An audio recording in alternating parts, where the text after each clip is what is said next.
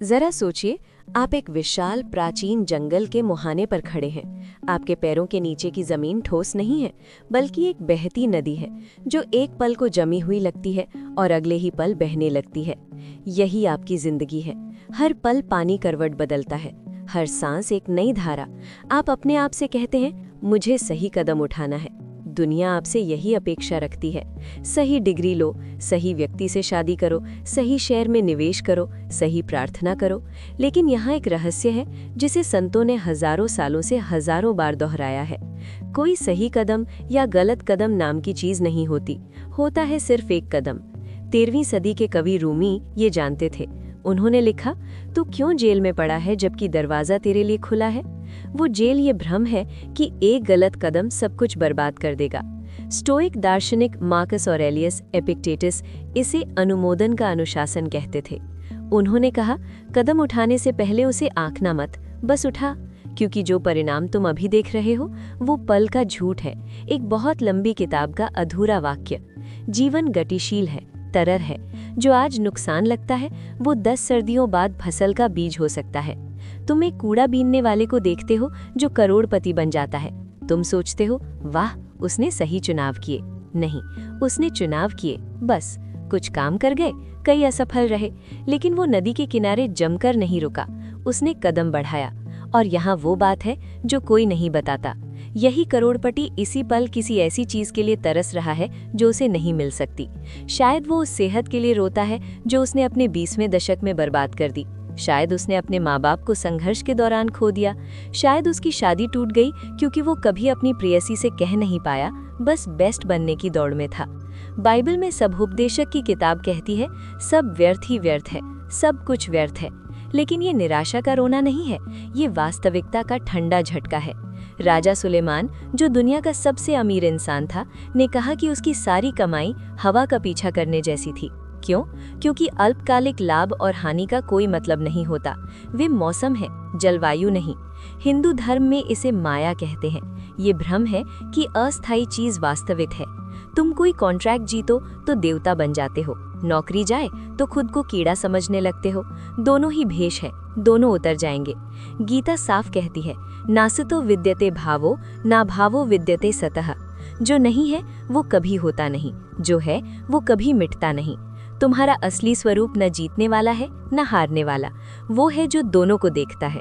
तो फिर करना क्या है? क्या तुम भावनाओं को रोक दोगे? नहीं। क्या तुम पत्थर बन जाओगे? बुद्ध इस पर हंसते हैं। उन्होंने मध्यम मार्ग सिखाया है। तुम सुख को पूरी तरह महसूस करो, दुख को पूरी तरह महसूस करो, लेकिन सुख को पकड़ो मत और दुख से भागो मत। तुम परिणाम के प्रति उदासीन रहो, अनुभव के प्रति नहीं। यही स्टोइक दर्शन का अमोर फाटी है। अपने भाग्य से प्रेम करो, घूंटी पीकर स्वीकारना नहीं, बल्कि प्रेम।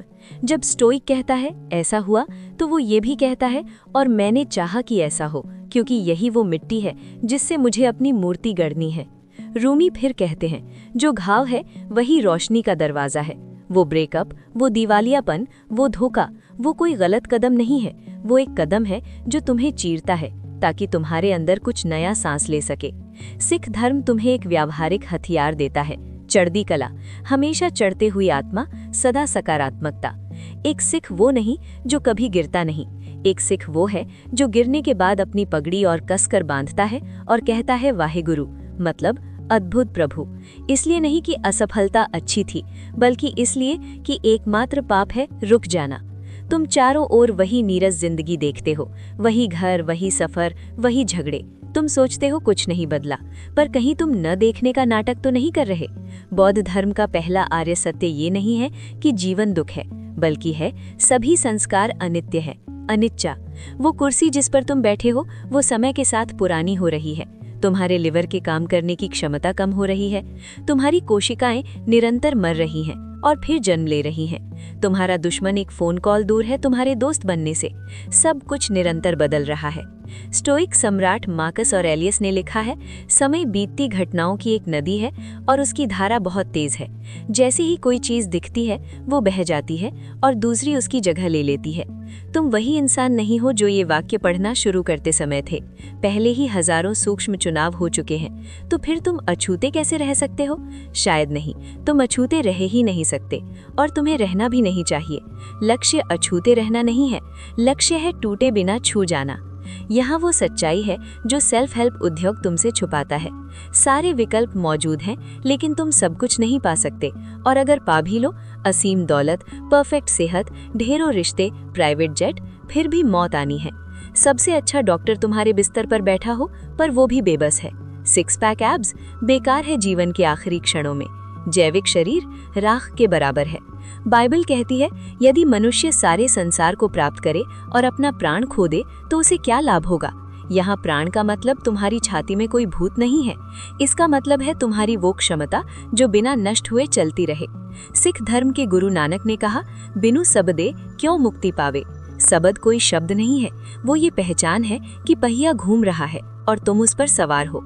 तुम या तो तीलियों पर चिल्लाओ या फिर सवारी करो।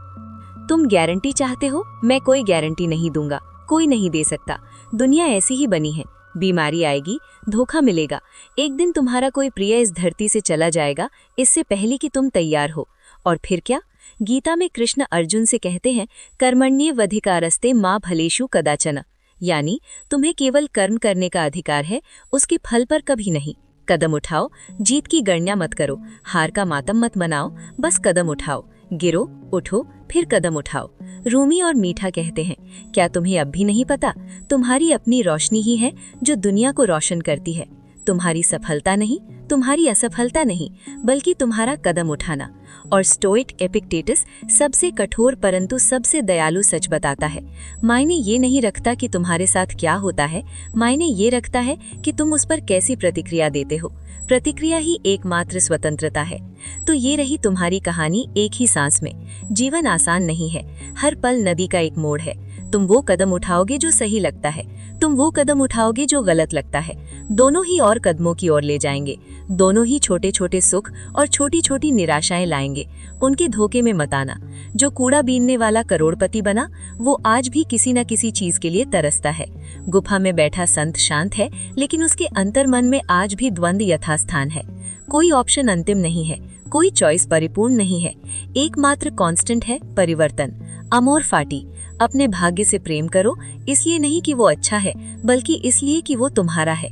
हर गुजरता मिनट तुम्हें मौत के करीब धकेल रहा है। ये धमकी नहीं है, ये सच है। तुम या तो अपने फैसलों पर पछताते हुए जिंदगी बिता सकते हो, या कह सकते हो, मैं अपने चुनाव से ठीक हूँ, मुझे जिज्ञासा है कि देखो आगे क्या होता है। अनिश्चितता को अपना गुरु बनाओ, पछतावे में मत फंसो, थोड़े दिन के फल के नशे में मत चढ़ो। बाइबल की अय्यूब की कहानी उस आदमी से खत्म होती है जिसने सब कुछ खोया और फिर दुगना पाया। लेकिन मुद्दा वो दुगना नहीं है, मुद्दा ये है कि अय्यूब ने कभी कदम को कोसा नहीं। तो कदम उठाओ, गिरो, उठो, फिर कदम उठाओ। पहिया घूम रहा है और तुम वही हो जो उसके साथ घूम रहे हो।